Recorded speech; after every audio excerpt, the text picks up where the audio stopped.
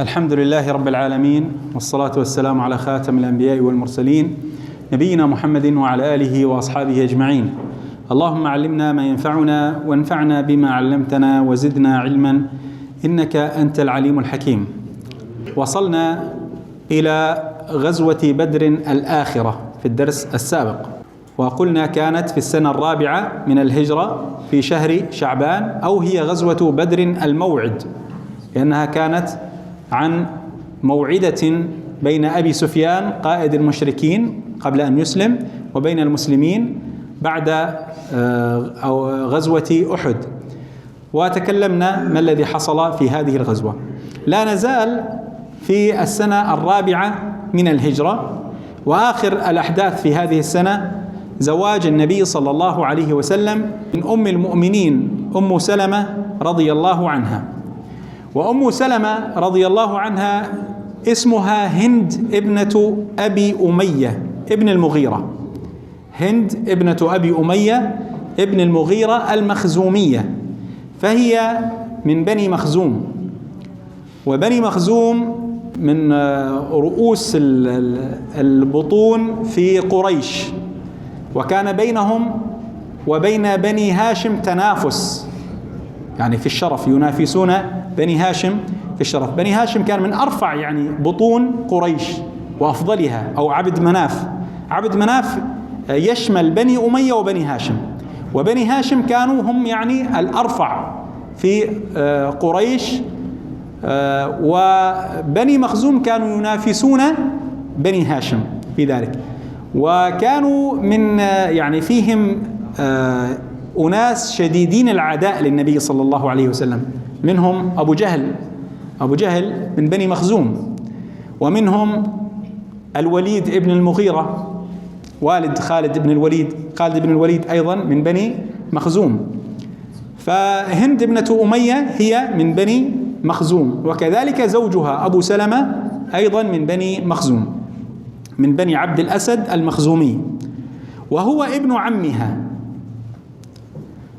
ولدت منه سلمة وعمر وزينب ودرة، عندها 4 أبناء من زوجها السابق أبي سلمة رضي الله عنه. وأخذنا في الدروس السابقة أن أبو سلمة بعد غزوة أحد أرسله النبي عليه الصلاة والسلام مع جمع من الصحابة في سرية، وعادوا منتصرين، وكان فيه إصابة من غزوة أحد فانفجر جرحه واستشهد رضي الله عنه بعد غزوة أحد، يعني في تقريبا آخر السنة الثالثة من الهجرة.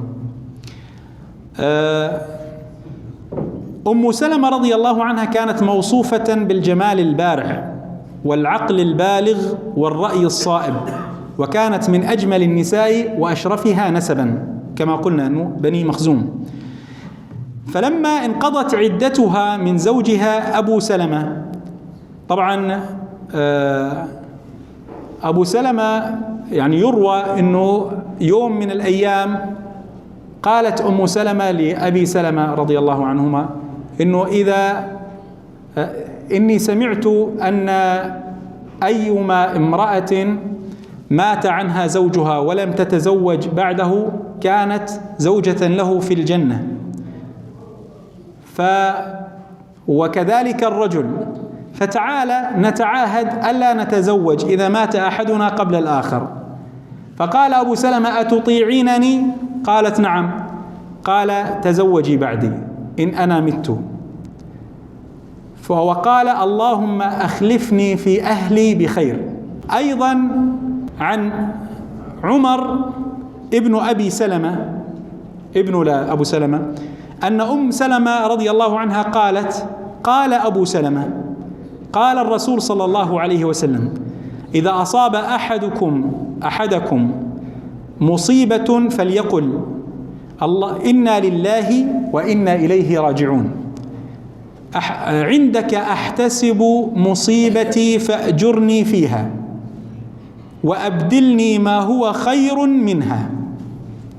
إذن هذا الحديث كان سمعه أبو سلمة رضي الله عنه من رسول الله صلى الله عليه وسلم، وسمعته أم سلمة من أبي سلمة رضي الله عنه: ما أحد أو إذا أصاب أحدكم مصيبة، هذا طبعا ليس بخصوص السبب بل بعموم اللفظ، يعني هذا الدعاء كلنا نحفظه في أي مصيبة، في أي أمر يصيبك في الحياة الدنيا قل هذا الدعاء: اللهم عندك أحتسب مصيبتي فأجرني فيها، أي أحتسب الأجر منك يا رب، وأبدلني ما هو خير منها.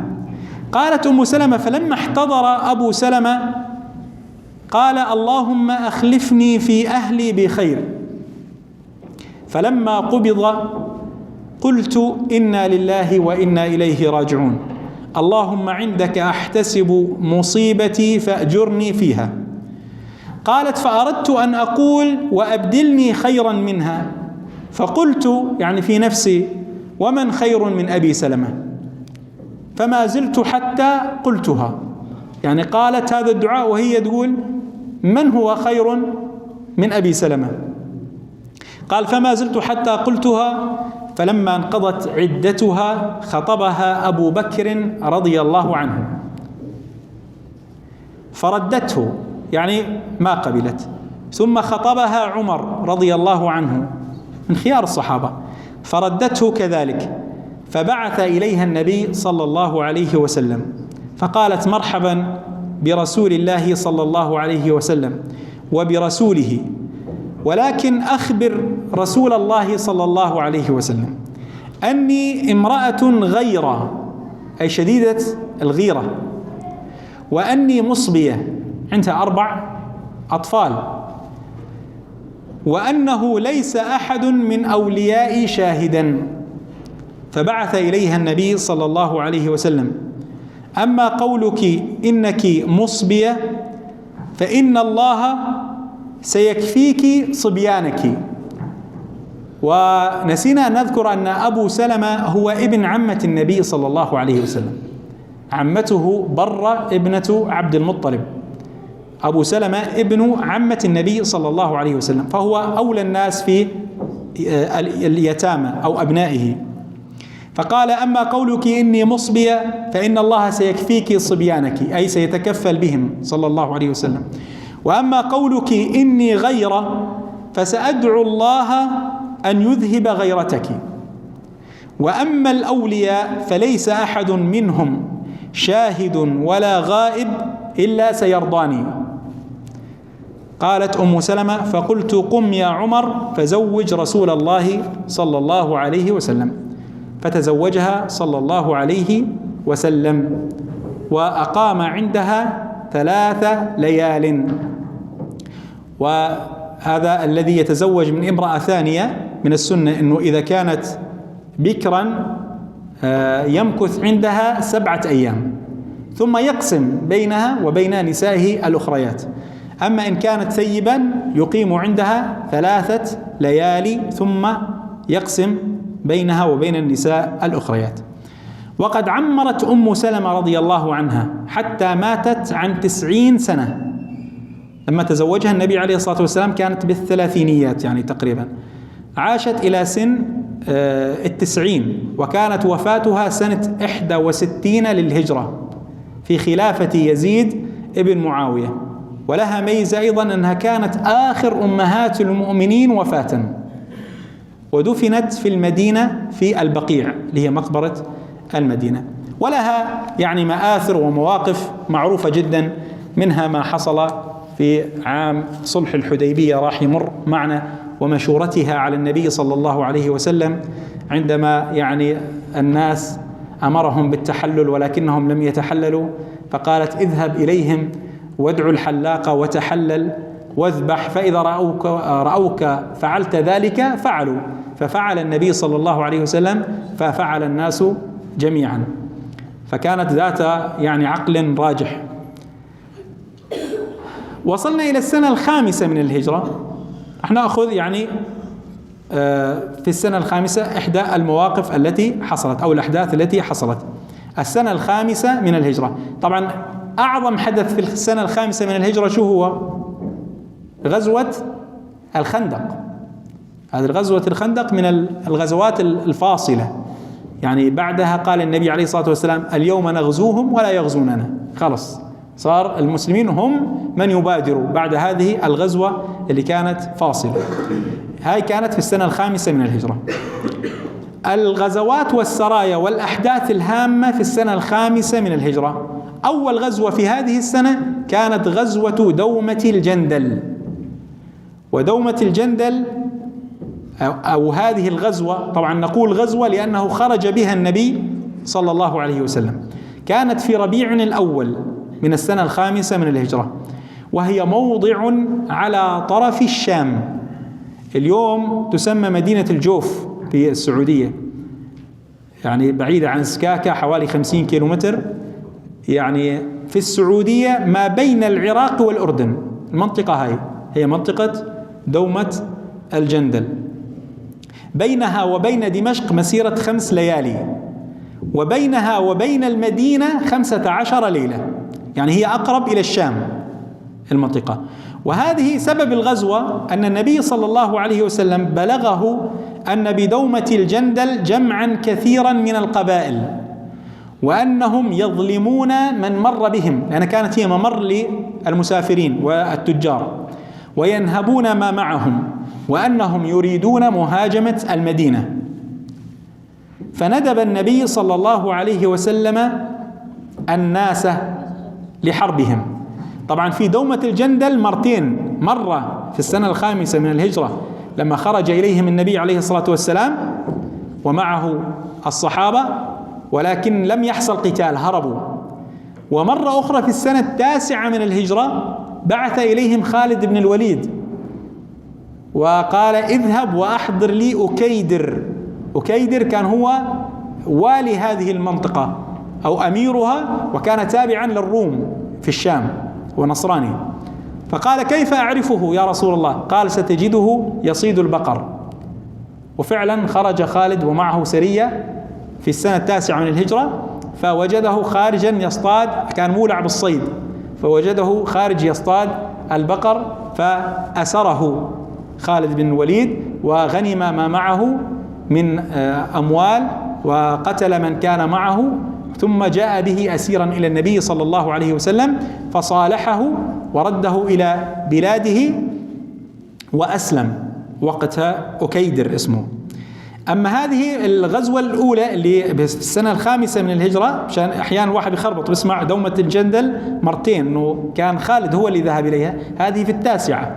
أما في 5 ذهب النبي عليه الصلاة والسلام، انتدب الناس واستخلف على المدينة سباع ابن عرفطة الغفاري، وخرج إليهم في 1000 من المسلمين، فكانوا يسيرون في الليل ويكمنون في النهار. هذه من يعني أساليب الحرب. وكان دليله في الطريق رجل من بني عذرة اسمه مذكور، فلما دنوا من دومة الجندل هجموا على ماشيتهم ورعاتهم، فأصابوا منهم ما أصابوا وهرب منهم من هرب. فلما علم أهل دومة الجندل بذلك هربوا وتركوا بلادهم، تفرقوا في البلاد، ونزل النبي صلى الله عليه وسلم وجيشه بساحتهم، فلم يجد فيها أحدا، فأقام بها أياما وبعث السرايا وفرقها في البلاد حول تلك المنطقة، فرجعت ولم تصب منهم أحدا. ثم رجع النبي صلى الله عليه وسلم إلى المدينة ولم يلق كيدا، أي لم يحصل قتال في هذه الغزوة. وهذه تعتبر أول غزوة بعيدة عن المدينة في جهة الشام. النبي عليه الصلاة والسلام في سيرته أرسل 3 حروب أو 3 معارك عظيمة على أطراف الشام، اللي هن غزوة مؤتة اللي في الأردن يعني تقع حاليا، ومنها غزوة تبوك في السنة مؤتة في 8 من الهجرة، تبوك في 9 من الهجرة، أكبر غزوة خرج بها النبي عليه الصلاة والسلام، 30,000 كان عدد المسلمين، وتبوك يعني على أطراف بلاد الشام. وأيضا أرسل جيش أسامة بن زيد، ولكن توفي النبي صلى الله عليه وسلم قبل أن يخرج جيش أسامة. إذن تعتبر هذه أول غزوة بعيدة عن المدينة في جهة الشام، وكانت بمثابة إعلان عن دعوة الإسلام بين سكان البوادي الشمالية الغارقة في الجهل، وإرهابا لقيصر الروم وجنده في الشام، وتدريبا للمسلمين على قطع المسافات الطويلة في سبيل الله، ومقدمة للفتوحات العظيمة. أخيرا قدوم وفد مزينة، قبيلة اسمها مزينة، في رجب من السنة 5 من الهجرة. وهذا الوفد جاء في 400 رجل وفدوا على النبي صلى الله عليه وسلم، وكان فيهم يعني من سادتهم النعمان ابن مقرن المزني، وقرة ابن إياس، وبلال ابن الحارث، فبايعوا النبي صلى الله عليه وسلم على الإسلام، وجعل لهم الهجرة في دارهم، وقال: أنتم مهاجرون حيث كنتم فارجعوا إلى أموالكم، فرجعوا إلى بلادهم، أسلموا ورجعوا إلى بلادهم. والنعمان بن مقرن المزني استشهد في فتوحات العراق في عهد عمر بن الخطاب رضي الله عنه. عن النعمان بن مقرن رضي الله عنه قال: قدمنا على النبي صلى الله عليه وسلم 400 من مزينة، فأمرنا صلى الله عليه وسلم بأمره، فقال بعض القوم: يا رسول الله، ما لنا طعام نتزوده؟ فقال النبي لعمر صلى الله عليه وسلم، قال لعمر: زودهم. فقال: ما عندي إلا فاضلة من تمر، وما أراها تغني عنهم شيئا. فقال: انطلق فزودهم. فانطلق بنا إلى علية له، فإذا بها تمر مثل البكر الأورق. البكر الأورق يعني الجمل أظن مقصود بها. فقال: خذوا. فأخذ القوم حاجتهم. قال: وكنت في آخر القوم. قال: فالتفت وما أفقد موضع تمرة، وقد احتمل منه 400 رجل. 400 رجل أخذوا زادهم من التمر، شالوا، وأنا شلت كمان، والتمر ما نقص يعني ببركة النبي صلى الله عليه وسلم. وأثنى النبي صلى الله عليه وسلم على قبيلة مزينة خيرا، فقال النبي صلى الله عليه وسلم: أسلم وغفار ومزينة وجهينة خير من بني تميم وبني عامر والحليفين أسد وغطفان، لأنهم كانوا سباقين إلى الإسلام وإلى مبايعة النبي صلى الله عليه وسلم. نفعني الله وإياكم بما سمعنا، وصلي اللهم على نبينا محمد وعلى آله وأصحابه.